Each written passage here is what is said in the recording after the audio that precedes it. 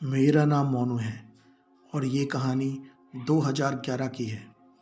ये तब की बात है जब मैंने 10वीं की परीक्षा अच्छे नंबरों से पास की, जिससे मेरे घर वालों को यकीन हो गया कि मैं पढ़ने में काफ़ी होशियार हूँ।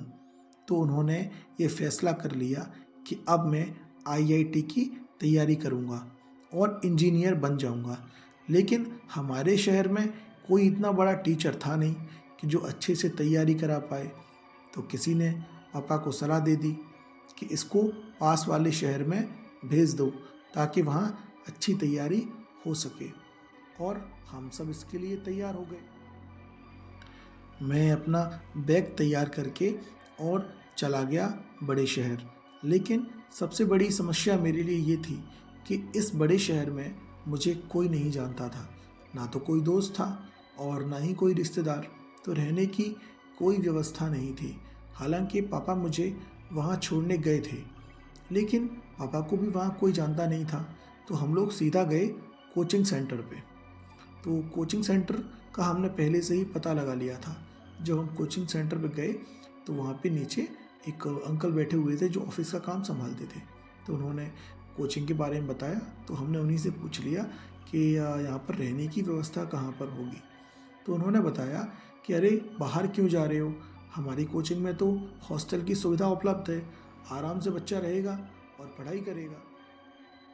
हमको ये काफ़ी अच्छा लगा कि नीचे आराम से पढ़ लिया करेंगे और ऊपर रह लिया करेंगे, और सबसे जो टॉप फ्लोर था वहाँ पे थी हम लोगों की मेस। तो हम लोग वहाँ पे आराम से खाना खा सकते थे। कुल मिलाकर बाहर जाने की टेंशन ख़त्म हो गई थी। तो पापा जी मेरा सामान मेरे रूम में रखवाने के बाद उसी दिन गांव वापस चले गए। अब यहाँ पर मुझे और कोई तो जानता नहीं था। दोस्त भी तुरंत थोड़ी बन जाते हैं, थोड़ा टाइम तो लगता है। और मैं तो वैसे भी शर्मीले स्वभाव का हूँ, जल्दी दोस्ती नहीं कर पाता किसी से भी। लेकिन 15 से 20 दिन के भीतर भीतर 4-5 दोस्त तो मेरे भी बन गए थे। लेकिन मैं उनसे भी ज़्यादा बातें नहीं करता था, क्योंकि वो लोग मेरा मजाक उड़ाते थे। कहते थे तू यार लड़कियों की तरह शर्माता है, ज़्यादा बातचीत भी नहीं करता है, कैसा है रे तू। तो मैं उनकी ये बातें सुन के थोड़ा अनकंफर्टेबल हो जाता था। लेकिन उसी हॉस्टल में एक और लड़का था जो बिल्कुल मेरे जैसा था, ज़्यादा किसी से बातचीत नहीं करता था, बड़ा होशियार था पढ़ने में, क्लास में हमेशा टॉप 5 में रहता था। वो भी मेरे जस्ट रूम के बगल में ही रहता था। तो मैंने सोचा कि इसके साथ रहूँगा, जिससे क्या है कि मेरी पढ़ाई भी अच्छी हो जाएगी और मुझे अनकंफर्टेबल फील भी नहीं होगा। और मैंने उसे दोस्ती करना शुरू कर दिया। अब 1-1.5 महीने के बाद हम दोनों काफ़ी अच्छे दोस्त बन गए। अच्छा, उस लड़के का नाम तो मैंने आपको बताया ही नहीं। उस लड़के का नाम था पिंकू। अब पिंकू और मैं काफ़ी अच्छे दोस्त बन गए, साथ में पढ़ते थे और साथ में खाना खाने जाते थे। बस हमारे रूम अलग अलग थे। पिंकू के साथ रह रह के मैं भी पढ़ाई में होशियार हो गया था। अब मैं भी क्लास में जब जाता था तो टीचर मेरी तारीफ़ें करते थे, कहते थे कि वाह तुम तो काफ़ी होशियार होते जा रहे हो, अच्छी बात है, ऐसे ही पढ़ाई में मन लगाया करो। अब मैं और मन लगाकर पढ़ाई करने लगा। लेकिन हॉस्टल के कुछ बच्चों को ये पसंद नहीं आ रहा था। वो चाहते थे कि मेरे नंबर अच्छे ना आए। और जब मैं पिंकू के कमरे में पढ़ाई करने जाता तो वो लोग क्या करते थे, गेट को बार बार नॉक करके और भाग जाते। तो बार बार हमें डिस्टर्ब करते। ऐसे वो रोज करने लगे और हमारी पढ़ाई पर बुरा असर होने लगा। लेकिन एक चीज़ अचंभित करने वाली थी। मैंने देखा कि इतने शोर शराबे के बाद भी पिंकू अपने सब्जेक्ट में और होशियार होता जा रहा था। ऐसा लगता था जैसे कि पिंकू ये सब पहले से पढ़ चुका है और मुझे कुछ समझ में ही नहीं आ रहा था। इसलिए इस बार टेस्ट में मेरे नंबर अच्छे नहीं आए और टेस्ट के रिज़ल्ट के तुरंत बाद कोचिंग से हम बच्चों को 12 दिन की छुट्टियां मिल गईं, क्योंकि दिवाली आ गई थी। वैसे हमारी कोचिंग वाले छुट्टियां करते नहीं हैं, लेकिन दिवाली पर वो सबको घर जाने देते हैं और हॉस्टल के सभी लड़के अपने अपने घर, अपने अपने गांव जाने की तैयारी करने लगे। लेकिन मेरे मन में कुछ और चल रहा था। मैं सोच रहा था कि मैं इस बार घर नहीं जाऊंगा, ताकि छुट्टियों में मन लगाकर पढ़ाई करूंगा और पिंकू से आगे निकल जाऊंगा। मैंने सोचा पिंकू तो अपने घर जा रहा होगा, लेकिन जब पिंकू के कमरे में उसे सोते हुए देखा तो मैंने उसे जगाया और पूछा, अरे पिंकू, घर नहीं जा रहे हो क्या? तो पिंकू बोला, अरे नहीं यार, मैं घर पे क्या करूँगा जाके, मैं तो यहीं रुक के पढ़ाई करूँगा। तो मुझे पहले तो थोड़ा बुरा लगा कि अरे यार, पिंकू तो पहले से ही होशियार है, अब मैं इससे आगे कैसे निकलूँगा।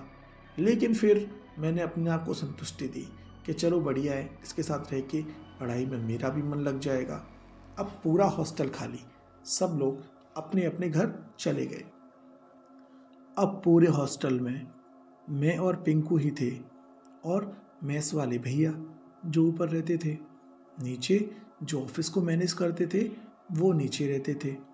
लेकिन अब हॉस्टल में एक अजीब सा बदलाव देखा मैंने क्या देखा कि जब मैं अपने कमरे में होता था तो जो टेम्परेचर था वो नॉर्मल था, लेकिन जैसे ही मैं पढ़ाई करने के लिए पिंकू के कमरे में जाता तो वहाँ पर अचानक से गर्मी बढ़ जाती। पता नहीं, जैसे ऐसा लगता था कि सर्दी के महीने में भी भयंकर गर्मी आ रही है। हम लोग फैन और कूलर ऑन कर देते, उसके बाद भी मुझे गर्मी लगती थी और पिंकू को गर्मी लगती ही नहीं थी, ना उसे पसीना आता था। तो मुझे ये सब बड़ा अजीब लग रहा था। लेकिन छुट्टियों के 10-15 दिनों में मैंने और पिंकू ने जो पढ़ाई की कि इतनी पढ़ाई कर ली कि अब मुझे सब कुछ समझ में आने लगा। लेकिन असली खेल शुरू हुआ अब, जब सब बच्चे अपने अपने घरों से वापस आ गए। सब बच्चे आए तो वो अचंभा करने लगे, अरे तू घर पे नहीं गया? तो मैंने कहा नहीं। तो उन्होंने बोला क्यों? मैंने बोला यार मैं पढ़ाई कर रहा था। कि पूरे हॉस्टल में तू अकेला रह गया? मैंने कहा अकेला नहीं, मेरा एक दोस्त था ना यहाँ पे। उसने बोला कौन? मैंने कहा पिंकू। तो वो मेरे चेहरे की तरफ देखता रह गया, उसने मुझे कोई जवाब नहीं दिया और वो वापस कहीं चला गया, मतलब क्लास गया था, पता नहीं कहाँ गया था, पर उसने मुझे कोई जवाब नहीं दिया। अब जब मैं अगले दिन क्लास में गया पढ़ने के लिए तो सारे बच्चे मेरी तरफ देखने लगे अजीब सी निगाहों से। मुझे कुछ समझ में नहीं आ रहा था कि आखिर ये लोग मुझे ऐसे क्यों देख रहे हैं। सभी बच्चे मेरी तरफ देखते, पर जब मैं उनके पास जाता तो वो लोग चुप हो जाते। मैं जाकर एक कोने में पढ़ने के लिए बैठ गया। अब कोई भी बच्चा मुझसे बात नहीं कर रहा था। फिर उसी दिन जब मैं क्लास से वापस अपने हॉस्टल में आया और जाकर सीधा अपने कमरे में सो गया कि तभी किसी ने गेट नॉक किया। मैंने घड़ी में देखा तो शाम के 7-8 बज रहे थे। मैंने गेट को ओपन कर दिया तो मेरे जो हॉस्टल के जो वार्डन थे, मतलब जो ऑफिस को नीचे मैनेज करते थे वही वार्डन थे, तो वो ऊपर आए। तो उन्होंने मुझसे पूछा कि तुम दीपावली की छुट्टियों में घर नहीं गए थे? मैंने कहा नहीं गया सर। तो उन्होंने मुझसे पूछा कि तो फिर तुम यहाँ पर किसके साथ रहते थे? तो मैंने बोला कि मेरा दोस्त है पिंकू। कि पिंकू कौन है? तो मैंने बताया, कह रहे वो 45 नंबर कमरे में रहता है ना। उन्होंने बोला अरे पिंकू नाम का लड़का तो कोई हॉस्टल में है ही नहीं। तो मैंने कहा अरे वो रहता है ना, मेरा दोस्त है, मैं उसके संग पढ़ाई करता हूँ, वो मुझे पढ़ाता है। उन्होंने बोला अरे यार पिंकू नाम का कोई लड़का हॉस्टल में है ही नहीं, और पूरे हॉस्टल में तुम्हारे अलावा कोई उसको जानता तक नहीं है। मैंने सबकी ओर देखा, सब लोग एकदम शांत थे, पर मैं उनकी बात नहीं माना। मैंने कहा अरे अभी वो है नहीं, अभी आ जाएगा तो मैं तुम्हें उससे मिला दूंगा। तो उन्होंने बोला कि ठीक है। अब मैं खाना खाने चला गया और लौटकर आया, अब भी पिंकू नहीं आया था। रात के 12-12:15 का टाइम रहा होगा कि मेरा दरवाज़ा किसी ने फिर से नॉक किया और मैंने उठ के दरवाज़ा खोल दिया। तो मैंने देखा कि दरवाजे पर खड़ा है पिंकू। मैंने कहा अरे यार तू कहाँ चला गया था? तो पिंकू बोला, अरे यार मैं एक शादी में खाना खाने गया था और ना इसलिए लेट हो गया, लेकिन मेरे रूम की चाबी गिर गई है, तो तेरे पास जो एक्स्ट्रा चाबी है तो वो मुझे दे देना। वो क्या था, पिंकू के कमरे में मैं पढ़ने जाता था तो उसके रूम की एक्स्ट्रा चाबी एक मेरे पास थी। मैंने उसको चाबी दे दी और मैंने उसको बोला, ठीक है भाई मैं भी आ रहा हूँ, चल थोड़ी सी पढ़ाई करते हैं फिर सो जाएंगी। उसने बोला ठीक है। अब मैंने उसके कमरे में जाने से पहले अपने वार्डन को फ़ोन कर दिया कि पिंकू आ गया है, आप आ जाओ देखने के लिए। और मैं अपनी बुक्स को लेके पिंकू के कमरे में चला गया। अब मैं और पिंकू पढ़ रहे थे, खूब सारी बातें कर रहे थे कि 10-15 मिनट के अंदर अंदर वार्डन मतलब हॉस्टल के सारे लड़कों को लेकर हमारे रूम के बाहर आ गया। उसने दरवाज़ा नॉक किया और हमने तुरंत दरवाज़ा खोल दिया। अब जैसे ही मैंने दरवाज़ा खोला तो मैंने उनको बोला आइए, और वो लोग अंदर आ गए। तो उन्होंने पूछा कहाँ है पिंकू, मैंने इशारा कर दिया, और जब उन्होंने देखा मेरे हाथ की दिशा में तो उनकी आंखें बड़ी बड़ी हो गई। मैंने भी पलट के देखा तो मैं भी सकते में आ गया, क्योंकि वहाँ पर कोई था ही नहीं, ना कोई पिंकू ना कोई और लड़का।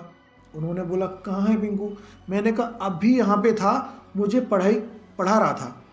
तो हॉस्टल के वार्डन ने समझाया, बेटा यहाँ पिंकू नाम का कोई लड़का है नहीं, सोच के देखना, आज तक तेरे अलावा किसी ने उसे हॉस्टल में एक बार भी नहीं देखा, ना ही कोचिंग में देखा है, बता। तो मैंने बोला कि मैंने उसको कई बार देखा है, वो मुझे पढ़ाता है, हमने साथ में खाना खाया है। तो उन्होंने मुझे जो बताया वो सुन के मेरी आत्मा तक कँप गई।